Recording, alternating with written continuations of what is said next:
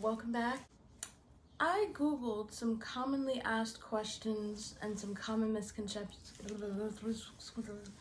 Some common misconceptions about blindness, and I know we kind of went through this before on my channel, but this is really about me sort of debunking some of these questions, and kind of seeing the way people think about blindness, which is going to be interesting for me, and I hope it's interesting for you guys. How is everybody? How is everyone doing? I hope you're all doing great. And all right, let's jump into the topic. One of the things that I have been asked a lot, and just as well as what I found on Google, so I'm pulling from my own experience and also from a lot of the things I found on when I Googled this. So one of them is, are you deaf too?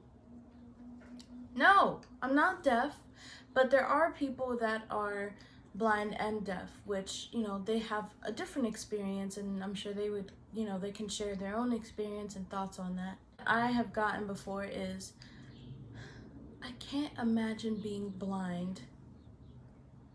Well, you know, being blind comes with its challenges, but I feel like one of the biggest benefits is the fact that it's just kind of made me into the person that I am, and I don't really know how to really reword that because it's just kind of what it is. Can you see in your dreams?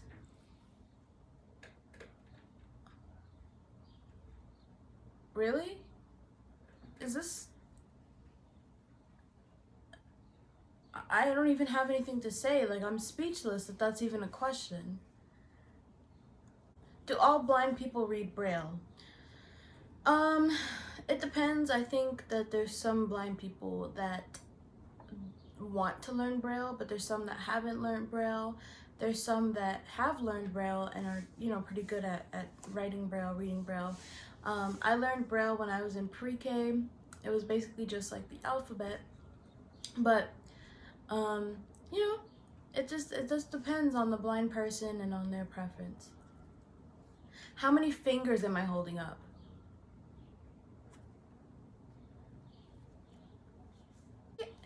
Absolutely despise hearing this question. Like, I hate hearing this question.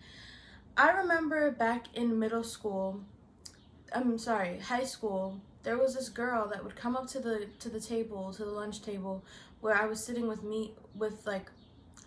she would come up to the lunch table where I was sitting with my friends, and she would be like, "Hi, do you know who this is?" And I'm like, "Yes, I know who this is. You ask me this question every single day."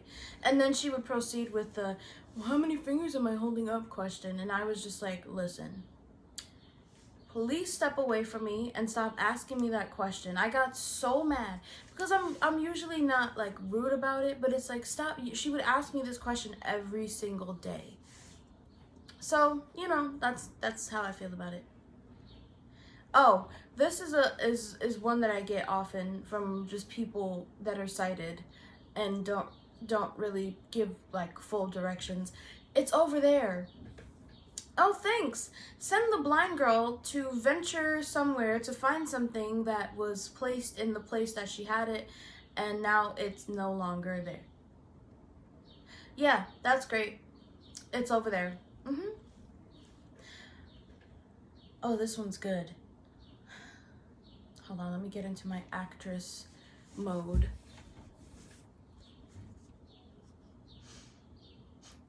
I'm so sorry for you.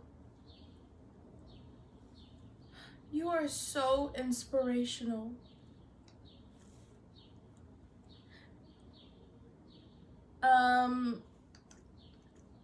Why are you sorry? Why are you sorry? Did you make me blind? Don't think so. And also, the whole "you're so inspirational," I hate that comment, because it'll be like, you're so inspirational for doing the simplest thing, like folding laundry, washing dishes, going out with friends. Is there a cure? You can't see, so you don't need to do your hair or your makeup. I haven't personally gotten this one, but I know people that have, and it's very disturbing, to be honest. Have you ever eaten something that wasn't the exact thing you were looking to eat, is the question. No, actually, I don't think that's ever happened to me.